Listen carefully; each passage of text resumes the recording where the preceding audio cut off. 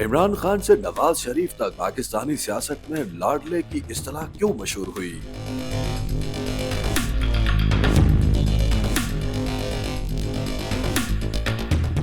سیاست ممکنات کا کھیل ہے اور سیاست میں کچھ دائمی نہیں ہوتا۔ یہ مثال پاکستان کی سیاسی تاریخ پر پوری اترتی ہے۔ پاکستان کی 76 سالہ سیاسی تاریخ میں کئی ادوار آئے اور گزر گئے، مگر ان تمام میں کچھ چیزیں مشترک دکھائی دیتی ہیں، چاہے وہ کسی فوجی ڈکٹیٹر کا دور ہو یا منتخب حکومت کا۔ ملکی سیاست میں نظریہ ضرورت اور اسٹیبلشمنٹ کا اثر و رسوخ غالب نظر آتا ہے۔ کبھی عدلیہ نے کسی منتخب حکومت کو چلتا کیا تو کبھی کوئی فوجی سربراہ وزیر اعظم ہاؤس کی دیواریں پھلانگتا ہوا اندر چلا آیا۔ گزشتہ ایک دہائی کے دوران ملکی سیاست میں ایک نئی اصطلاح لاڈلے نے جنم لیا۔ یہ اصطلاح اس جماعت یا سیاسی لیڈر کے لیے استعمال کی جاتی ہے جسے سیاسی جماعتوں کی رائے میں ملکی اسٹیبلشمنٹ کی آشیرواد حاصل ہو، مگر سیاسی پنڈتوں کا کہنا ہے کہ سن 1950 سے ہی پاکستانی سیاست میں کوئی نہ کوئی لاڈلا رہا ہے۔ اگرچہ دنیا کے دیگر ممالک میں سیاسی رہنما اپنی طرز حکمرانی سے عوام کے لاڈلے ہوتے ہیں، لیکن سیاسی تجزیہ کاروں کے مطابق پاکستان میں یہ اختیار اسٹیبلشمنٹ کے پاس ہے۔ اگر حالیہ سیاسی تاریخ کی بات کی جائے تو سن 2013 میں پاکستان تحریک انصاف کے چیئرمین عمران خان کے لیے سیاسی جماعتوں نے لاڈلا کی اصطلاح استعمال کی، مگر آج مسلم لیگ نون کے قائد نواز شریف کو مقدمات میں ملنے والے عدالتی ریلیف کے بعد یہی خطاب ان کے لیے استعمال کیا جا رہا ہے۔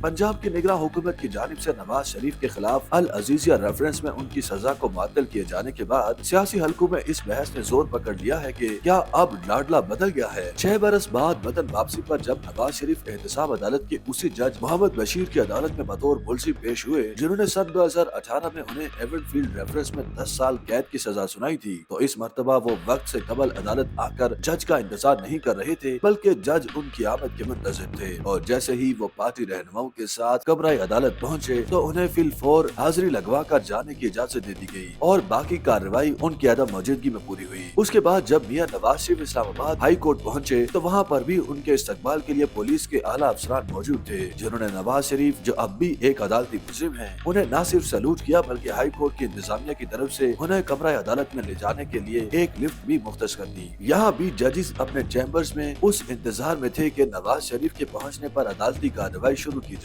اب ملک کی سیاست کا ایک اور ورق پلٹتے ہیں جہاں حالات ماضی جیسے ہی ہیں مگر کردار تبدیل ہو چکے ہیں۔ کل جنہیں سیاسی جماعتیں لاڈلا قرار دیتی تھی آج وہ زیر عتاب ہے۔